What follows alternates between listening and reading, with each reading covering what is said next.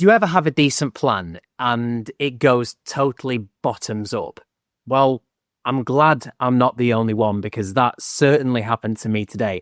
This is not the video I thought I was going to film, and it's not the time I thought I was going to film because my day has gone completely bottoms up. I want to say a different word, but I can't. And it's just got me thinking about a couple of things. So this is the first day of my new routine that I'm trying to set for myself. And today is the first step in that, or at least what I wanted it to be. And as part of doing this new routine, I set out what was going to be the ideal day. So I got up at 4 o'clock, which I did. It was absolute misery, but I did manage to get myself up at 4 o'clock. And my plan was to eat some breakfast, come straight downstairs, and then start filming bang on 4:30. And that didn't happen, or at least it did happen, but it did not happen as I wanted it to happen. I've got myself a bit of a setup here, and it's obviously very different to what my YouTube videos look like in the past. I've been trying to learn myself about lighting, about camera, about all this stuff. And I set it up the day before and I thought I had it right, like just as I wanted it to look.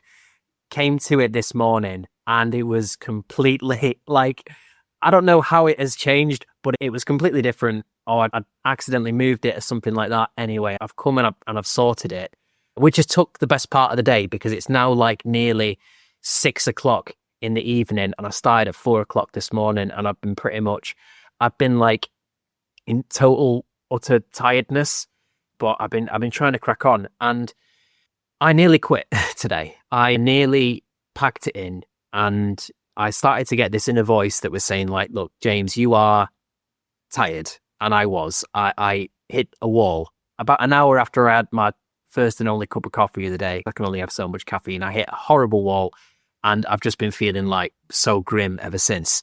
And this invisible sort of voice starts building up that I'm sure that we all experience from time to time. It's that voice that says, you're really tired. You got up at 4 o'clock today. That's already a win.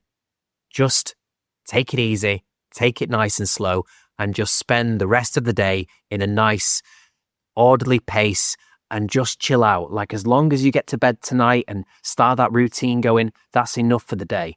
I came down and I had a video already planned out, an idea that I sort of wanted to explore on camera. And that's a bit of an odd phrase, isn't it? But an idea that I wanted to share is a better word to say. And I felt absolutely awful this morning, got the video out, and it was just way too dense, way too thick, and just way too much for me to even begin to think I could handle. I had a choice. I had a choice that we all kind of have, which is, do we quit or do we press on and do we try and make something out of the situation? We all kind of think sometimes that in order to bring about a big transformation that we want to see in ourselves, in order to make that big move, to make that leap or to start that new journey, that we've got to pull off this big, massive transformation. And that's not true.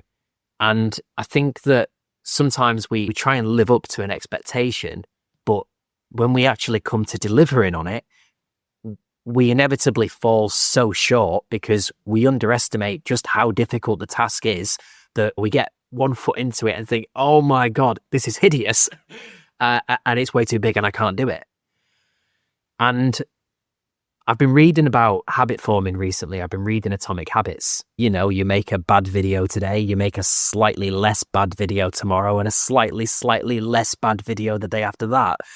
But there's another idea in that book, and it's the idea of identity. The idea that our habit shapes our identity, but that our identity also shapes our habits. And so when it comes back to that inner voice telling me at various times throughout today, as I've been trying to get this thing to work and haven't been able to get it to work, it's that voice that says, James, you aren't good with your hands.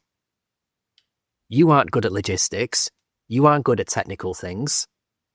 You aren't good at any of this, and you aren't going to produce anything good. It's also that voice that sort of says, hey, James, you haven't managed to produce a video in 3-4 months. which is more proof that you're a failure. And you know what? You haven't even managed to get the lighting right for the video, which should be a simple task, which is even more proof that you're a failure. And this sort of negative self-talk just builds up and builds up and builds up to the point that this other voice comes in, this lovely soothing voice. It says, oh, why don't you just do it tomorrow? Like, why don't you just take a nice walk, go out there, chill out, try and come back to it tomorrow? The problem with listening to that voice is that it's never a one-time deal, is it? We think that that voice is going to take our deal today and it'll be gone. But tomorrow it's back, and it's usually back even stronger.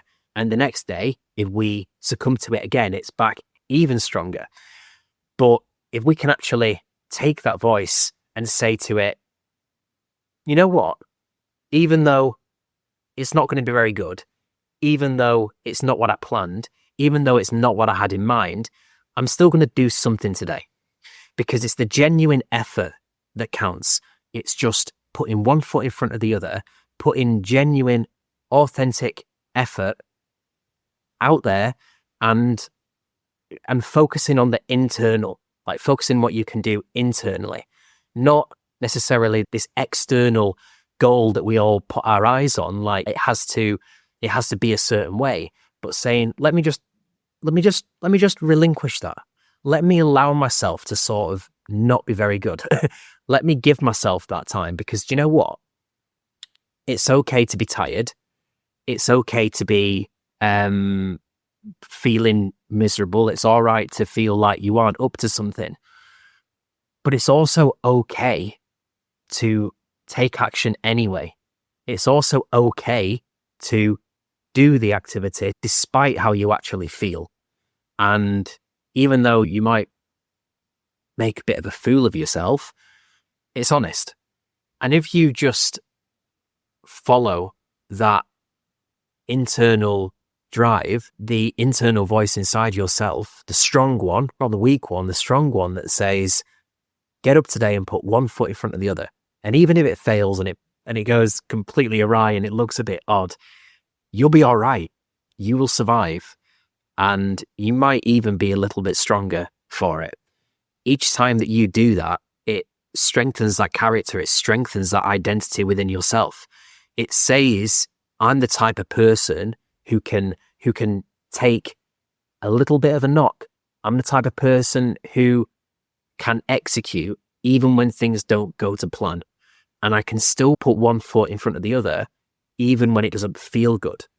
Because who says that progress needs to feel good? Who says that we need to feel confident, or we need to feel enthusiastic or energized about the task, the endeavor that we're trying to pursue? Maybe it can feel really difficult. Maybe it can feel a bit embarrassing. Maybe it can feel a bit vulnerable. And maybe that can still, in a weird way, be progress. It's not the first piece of work. It's not the first draft. It's not how well that does. It's the fact that you did something that was difficult and you persevered, even though your own internal voice was telling you to sort of step back and give it a rest. Today, everything went against me. I mean, literally everything has gone against me. The lighting, the camera, the iPad I was using to sort of support the filming went down. It was a nightmare, but I've still managed to sort of clobber myself together and try and put a message out there. Tomorrow, if I come back to make another video, then maybe that'll be a tiny little bit better. Maybe I'll sort of have gained a little bit more skill. There's this idea that as long as you're putting one foot in front of the other and putting genuine effort into whatever you're doing, then you will, over time, your effort will be rewarded. Even if it isn't immediate, or even if it isn't the way that you kind of imagine at first, your effort will be somehow rewarded. Focus on the internal, focus on beating that inner voice, and over time seeing if that inner voice can actually start to change and start to work in your favor. At first, it might be very loud and very negative, but over time, maybe that voice can change. Woke up with a plan at 4 a.m. It's gone completely awry. It's taken me 14 hours, I think, to try and get myself back together. And I wasn't consistently sat here, like, because I've been tired. I've gone for a walk to try and wake myself up. If you've got something you're trying to do that is beating you down, or that is so big and ugly that it feels like every time you come up against it, you just pale in significance to it. And, you know, the world is very difficult and you have all these other responsibilities, but if you can try and just stick at it and just don't quit, like, if you have this really weird sort of determination to say, I'm going to turn up every day and I'm not going to be extraordinary, I'm not going to be impressive, I'm not going to be notable, I'm not going to be anything to write home about, I'm just not going to quit, I'm just not going to stop doing it. And over time, maybe the body and the brain adapts. I know that David Goggins says that, doesn't he? That if you say to yourself, I'm not going to quit, I'm going to keep doing it, eventually your brain sort of adapts. Apologies if you can hear the neighbours. This is the walls are very thin in this house. And it's proof, right? Because if you stayed to the end, if you actually stayed to the end of this video, first of all, flipping hell, you deserve like a medal and a big thank you. But also, it's proof, because this for me right now, that literally whilst I'm recording this video, I've got this thing in the back of my head and it's saying, James, you waffling. James, no one's going to be interested. James, nobody's going to be watching this bit. James, you're just floundering. Like, you're not making a point. You're not really adding value. You're not really doing anything. They're all the things that are going on in the back of my head right now. If you're still here and still listening, you can take that as proof to yourself that the internal voice that you have may not always be correct. It may not be guiding you the best, because, externally, your first attempt at something might not be very good. But if you can keep going internally, then, who knows where you can sort of go with that. So that's all I've got to say.